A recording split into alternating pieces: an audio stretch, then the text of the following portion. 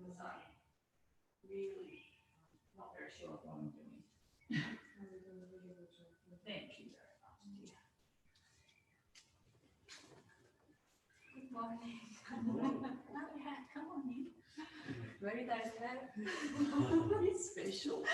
Very nice. Someone donated here, not to point up. I like this. Yeah, it's a mouse actually. It's a special pom-pom. It's what? It's a mouse. Mouse. Yeah, put a mouse on top. Everything is ready. Is it good? Okay. Okay. Looks very warm.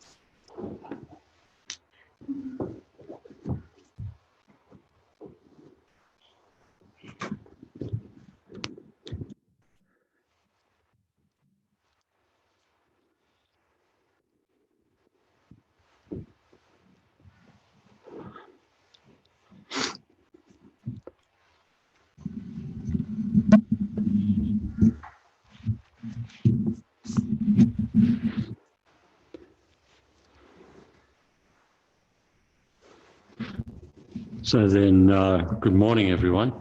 I've got a couple of minutes left before we start. So just a couple of minutes in case some other people join us.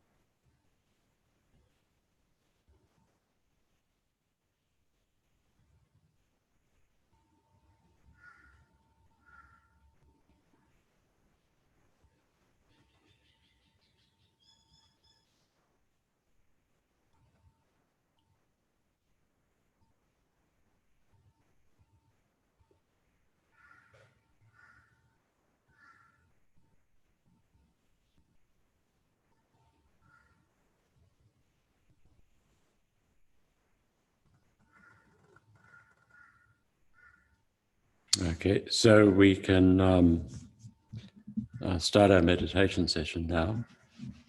In the first part, again, to spend some minutes focusing on the breath. And the second part, meditation, to focus on the verse actually that Geshe mentioned yesterday. We mentioned 2 verses, 21 and 22. And just to reflect on these verses, particularly verse number 21. So then just to sit comfortably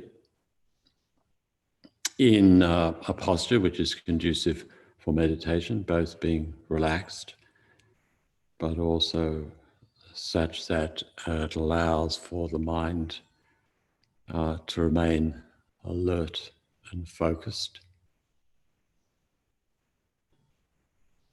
paying particular attention to awareness of the back, that we're trying to keep the back straight without tensing it up, but just to keep it straight in order to allow the free flow of the winds within the body.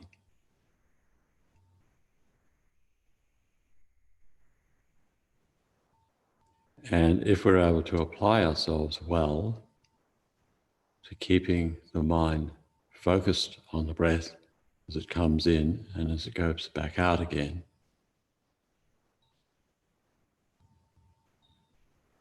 then we're best placed to keep mind in the present moment so that we can more effectively engage in the main body of the meditation and in teaching session and whatever else takes place today in relation to this, the study of this text, Bodhisattva's way of life.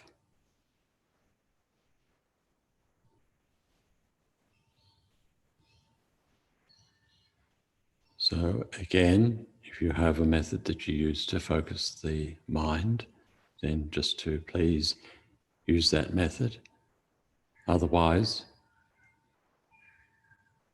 you can use the method of observing the sensation of the breath coming in through the nostrils and passing back out, maintaining an awareness of that.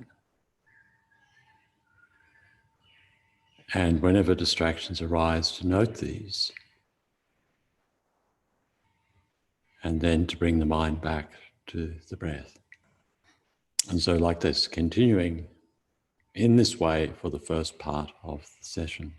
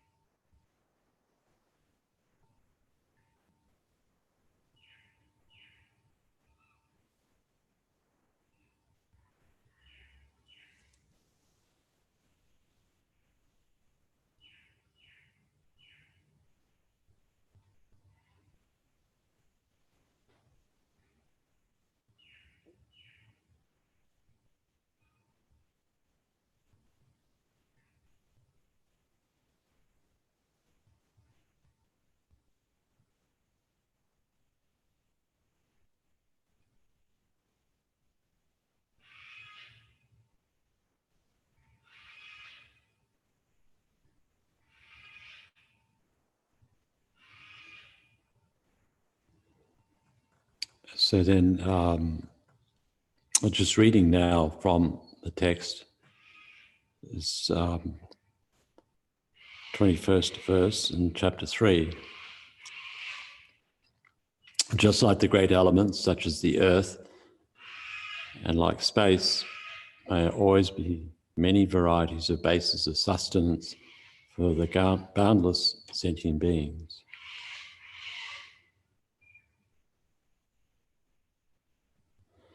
So then, referring to these elements, the elements of earth, water, fire, and air, and getting some sort of sense of the meaning of these elements and how it is that we could see ourselves, the characteristics of each of those elements. If we could integrate these into our mind, into our heart, into our very being, the qualities of each of these elements,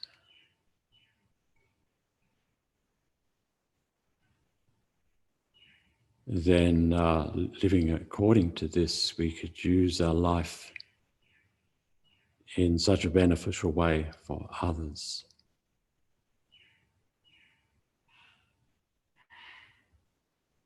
So then with the earth element, that refers to phenomena, the characteristic of phenomena, the stability and solidity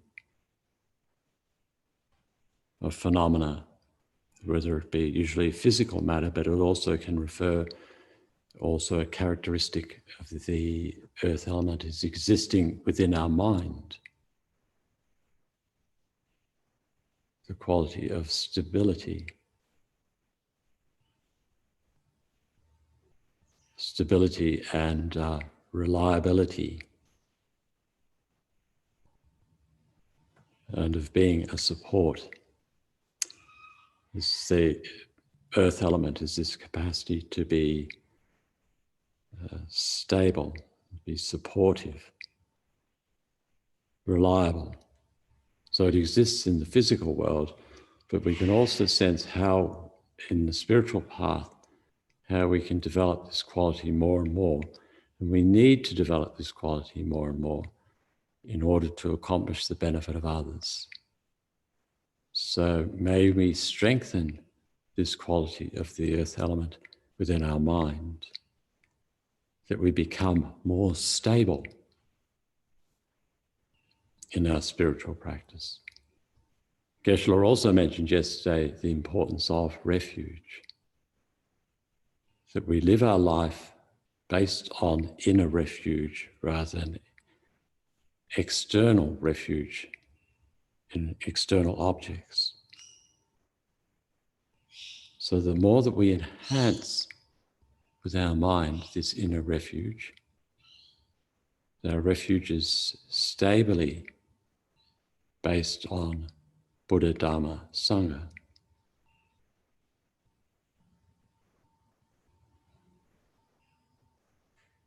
The less we become dependent on the external things, on external phenomena and people,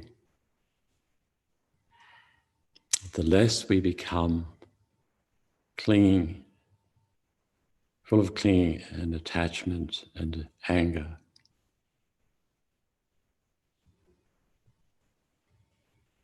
So that we don't go up and down. We've got this stability about us. We're not unstable according to fickle emotions.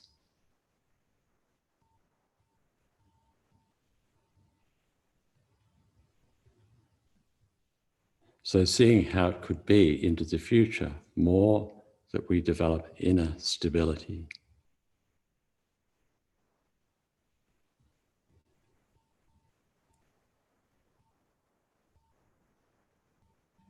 The more that we become a source of support for others.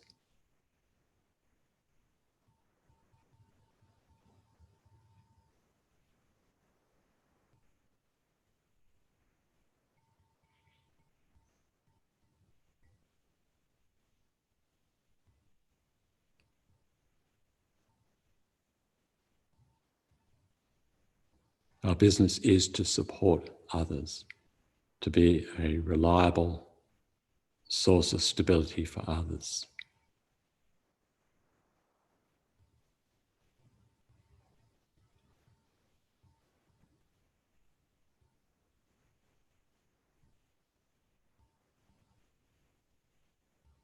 So seeing this into the future, how life can be, in a practical way, everyday relationships, if we engage in our relationships with this inner security, then we can be reliable for others.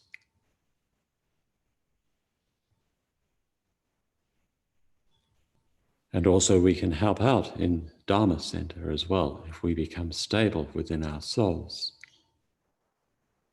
then where people are drawn to the Dharma Center for needs, various needs, then if we're also supporting the Dharma Center, we can support others.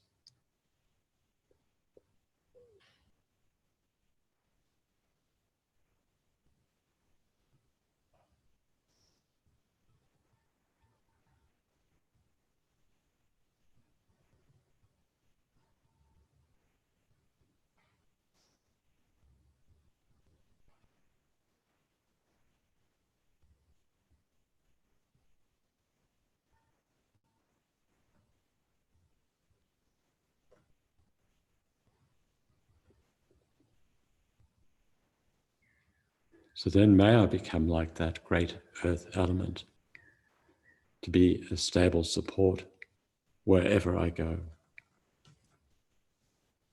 as stable and reliable.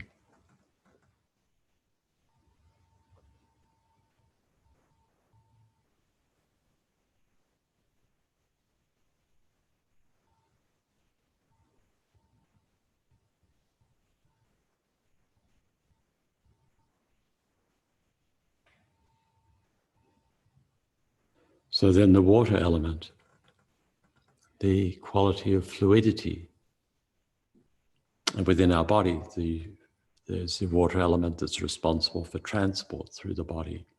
But water element is also associated with adhesion, holding together, uniting, holding matter together. The water element in the physical world is necessary to hold things together. It's also obviously necessary for the growth of plants.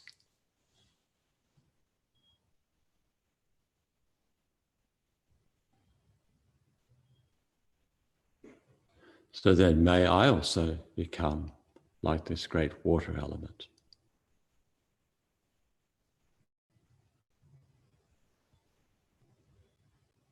And in terms of that characteristic of holding things together, taking responsibility to try to hold things together, try to hold communities together, try to be a unifying principle that holds things together, to be a source of harmony.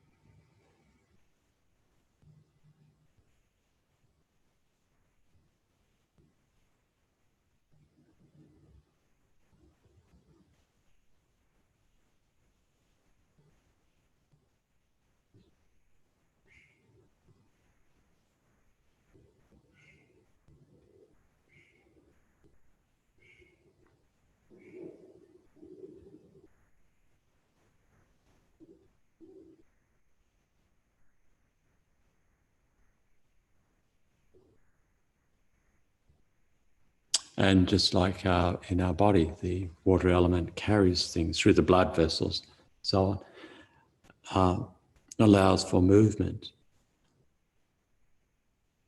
and fluid movement then so may be the case in our interactions with others.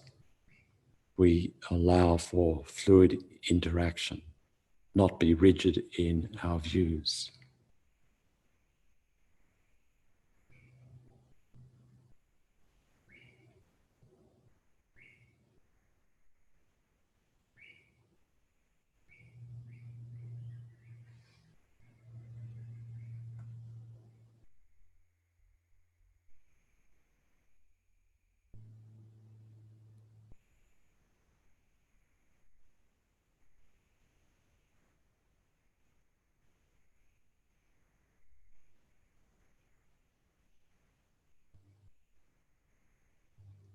And then the fire element, heat. And so we see so necessary for growth, necessary to have the sun, the warmth of the sun for things to grow. And so may it be the case that wherever we are, we be that source of warmth for the growth, we see for the growth of the Dharma. And also that we radiate out a certain level of heat that radiates out from our body. Our body, while we're alive, has a certain heat to it. It radiates out warmth. So may we radiate out the warmth of the Dharma to others, like the sun.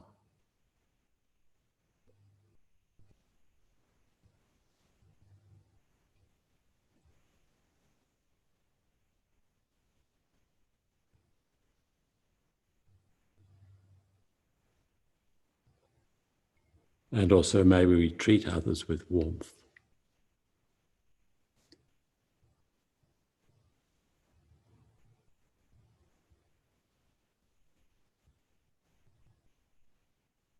So in reflecting in this way, reflecting on how it is we go through each of these elements, to recognize them within ourselves, whatever we have there, and so you can see how they exist in others, and see where we may need to develop each of these or balance them out more.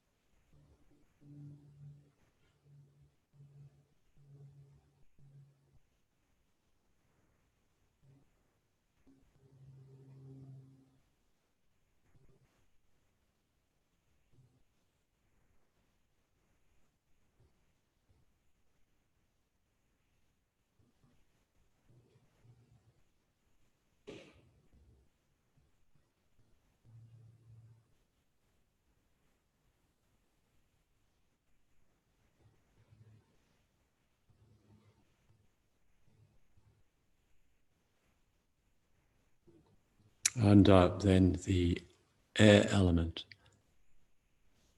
Often it's said that green Tara was the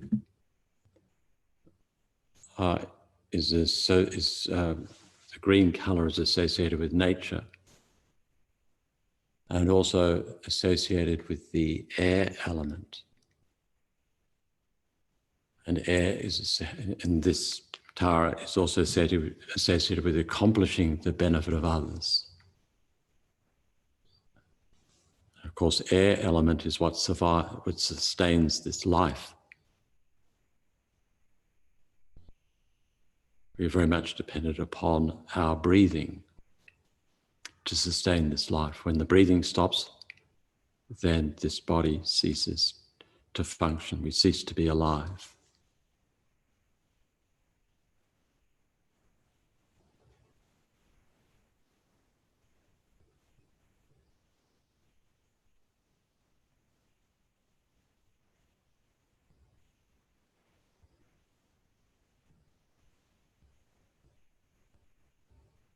So then may we be a source of life in the world and for revival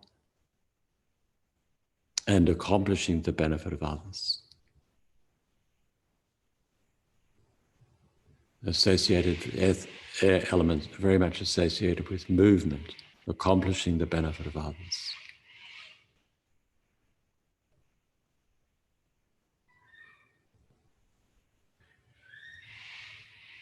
So may this be a very strong characteristic of our mind. It's conditioned by that attitude, that quality of wanting to accomplish the benefit of others. May our very life be characterized by this wish to accomplish others' benefit.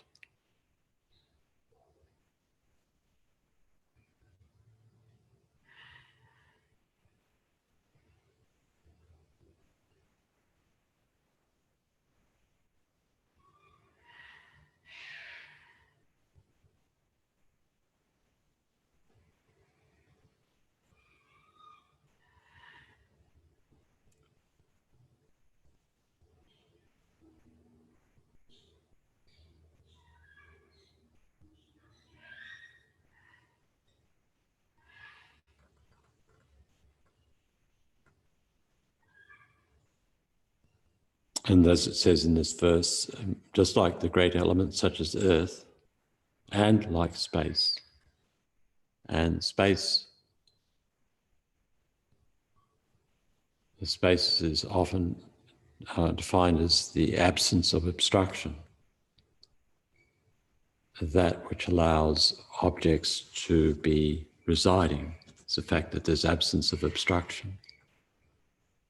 So may it be the case that if we can lessen our ego and our points of view so that we don't become obstructive. Because it may be the case we may be motivated very much to benefit others, but it is conditioned by the ego, us benefiting others.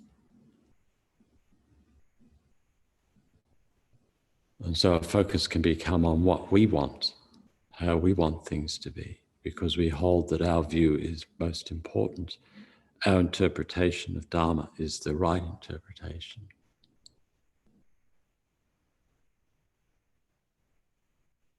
So this quality of mind becomes obstructive to others. We block others' point of view. We don't remain open to the point of view of others.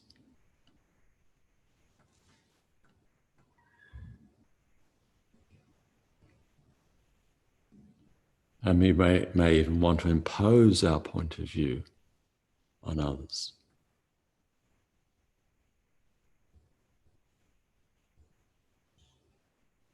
So you look at great beings like His Holiness the Dalai Lama and Lama Zopa, how there is an absence of obstruction.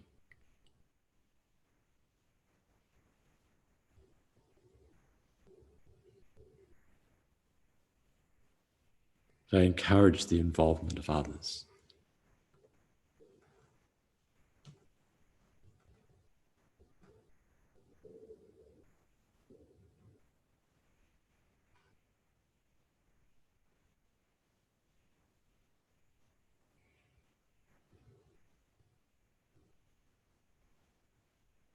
So then, may we become like space,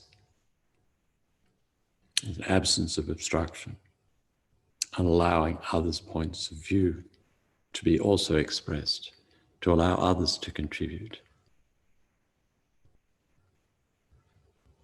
And for us also not to react when people don't agree with us.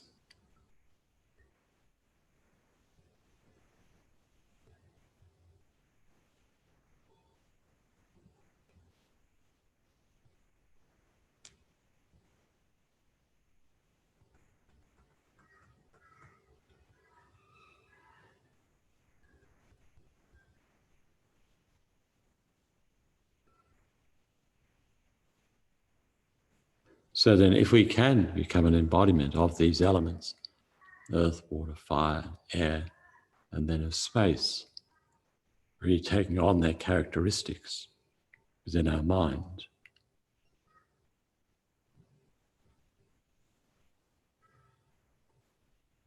then our life can be lived more in accord, that is, more an expression of the activities of Bodhisattva. And so may this be the case so that we can be of greatest benefit to ourselves and to others.